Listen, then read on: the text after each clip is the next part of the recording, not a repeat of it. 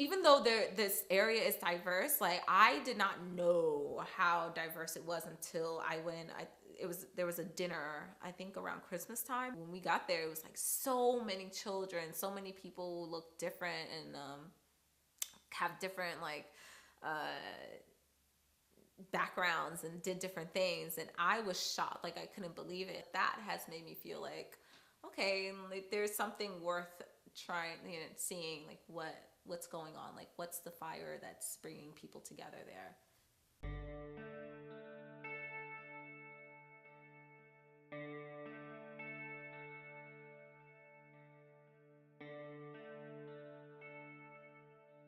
Well, this was like 1963 when we moved over here. Coming up over here in the neighborhood was mostly Italians, and it gave me an opportunity to not necessarily deal with any negative racism, but everything was like open arm and friendly, and everybody got along, and that was the joyous part of my life coming up over here. Everything was at its peak, and then after the riots, things slowly kind of deteriorated, but there was still people that was kind of obligated to hold on and maintain things. And I've seen, blocks as close as Fisher, just totally, just houses just was dilapidated, people not caring. Growing up in this neighborhood was rough. You fought every day. There were certain areas you could not go to. A lot of violence, drugs. There were no one in the neighborhood trying to teach you anything. You went out about your business, and hear no evil, see no evil, speak no evil type of thing. No one talked about God. Nobody talked about anything positive. Being in this neighborhood, you've seen white people. They were either protective services taking your kids, or they're coming to buy drugs. You didn't see them. You didn't see people in the neighborhood trying to do something good. In the year that I've spent here, I've noticed that, there's a really strong sense of community, but there's still a lot of cultural divides that exist. And I'm hoping that, like, through not just the Commons, but people moving into the area and it becoming more and more diverse, that through the relationships built, that there'll just be more trust and hopefully break down some of those barriers that exist between people right now. When we moved to this block, we were blown away by the welcome that we received from the neighbors. There are two families that have been here for about 50 years, maybe more, and they have raised their families next to each other. They're very large families, and so since then, several of the adult children have come back and purchased their own homes and have really taken good care of their homes in this block, and they care a lot about this piece of our neighborhood, both for themselves and for newcomers matter to them.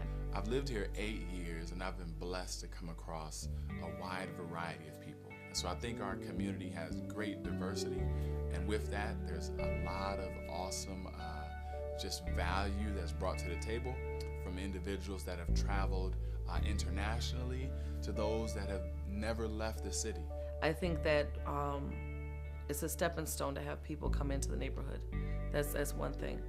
But we need to have something where people are united together. The reason why Commons has been created is so that individuals that may have different desires and different backgrounds can come together, still be able to have a cup of coffee or experience a Christ-centered, clean environment where they can clean their clothes and do life together. Everything that MACC Development does through the Commons is going to be something that builds the community up, whether it's MACC Literature, MACC Sports, people needing assistance through the housing or legal aid that exists.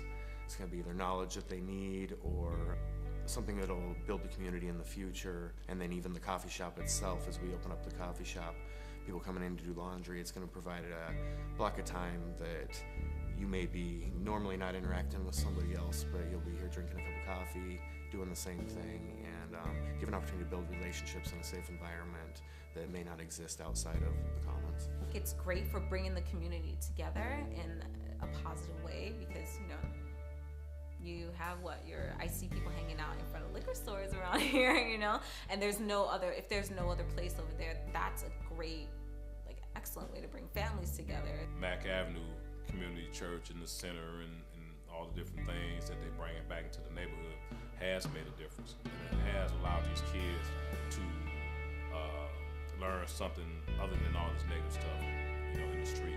The next 5 to 10 years looks amazing. I mean, our true hope is not simply that you would see momentum build as it relates to home ownership, as it relates to renters that are caring for properties that they're renting from, not even just simply the transformation that's going to happen on MACC Ave in the corridor with businesses coming into the area and MACC Commons thriving. Some of our greatest hopes is that the day-to-day experience of life in our neighborhood, that health would increase as a result of the people of God, as a result of MACC development being present. And if this neighborhood can do that, then what about the rest of the neighborhoods? Maybe they're worth something too. So I think this is the first community among many communities that we might be able to touch. This being one of the worst in Detroit, but yeah, from here there's no telling where it could go.